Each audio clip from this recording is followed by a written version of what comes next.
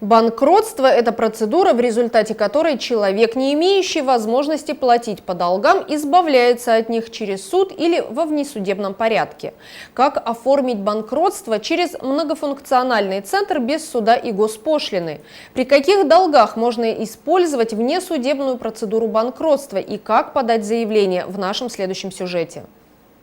На прошлой неделе в общественной приемной главы Республики Коми прошла прямая линия. О том, что такое банкротство и как его можно оформить, поделилась руководитель Интинского отдела МФЦ Ирина Попова. Под банкротством понимается ситуация, когда человек не может платить по своим долгам. Такой человек называется должником или банкротом, а те, кому он должен, его кредиторами. Институт банкротства только для добросовестных должников. Если человек может платить, но не хочет, он не банкрот. Чтобы заставить его заплатить, кредиторы могут обратиться в суд и затем к судебному приставу. Банкротство – это не преступление, оно может случиться с каждым. Банкротство нередко наступает не по вине должника. Это может быть увольнение, болезнь, авария, смерть близких и прочее. Чтобы решить свои проблемы, должник и кредиторы могут инициировать процедуру банкротства. Напомним, что с 1 сентября 2020 года банкротство индивидуальных предпринимателей и физических лиц можно проводить во внесудебном порядке. Теперь эта неприятная процедура стала проще, и запустить ее можно, подав заявление в МФЦ. Главный плюс нововведения в том, что плата за такое обращение не предусмотрена.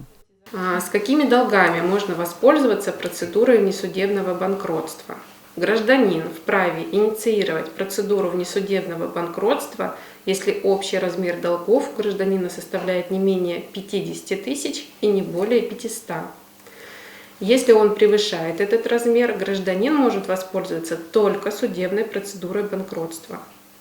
В указанный размер включаются в том числе долги по займам и кредитам, включая сумму кредита и начисленные проценты за пользование кредитом, по договорам поручительства, в том числе если основной должник, за которого дано поручительство, не допускал пока просрочки, по налогам, сборам и другим обязательным платежам в бюджет, по алиментам, но именно эти долги не будут списаны, как и отдельные другие.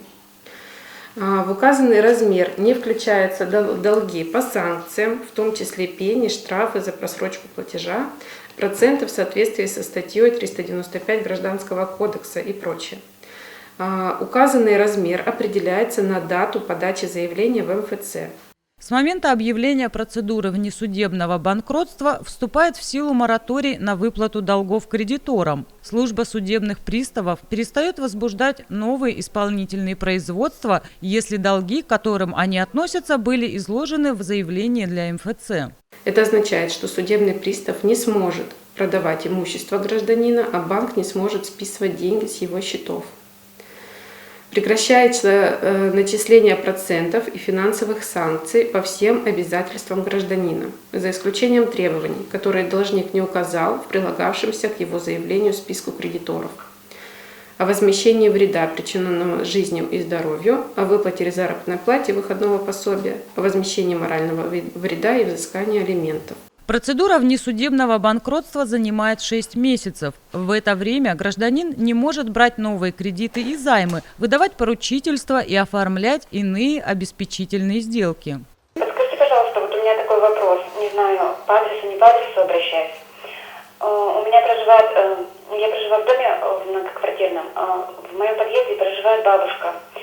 У нее долг за жилищно-коммунальные вот эти все услуги порядка 87 тысяч. Подскажите, пожалуйста, можно ли как-то вот это вот банкротство гражданина признать, или как-то, чтобы вот этот вот ей погасить долг?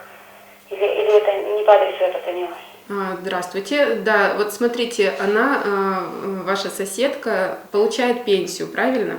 Да, но у нее пенсия небольшая, она одиноко проживающая, помочь ей некому.